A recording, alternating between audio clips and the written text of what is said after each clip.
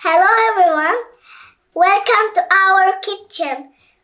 I will make pancakes.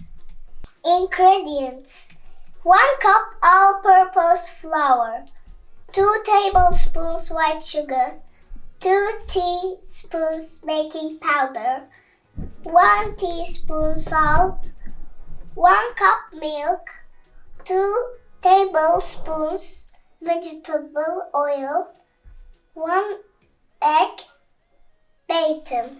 Combine flour, sugar, baking powder, and salt in a large bowl. Mix until smooth. Heat a lightly oiled griddle over medium heat.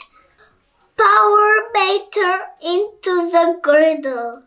Cook until bubbles form and the edges are dry.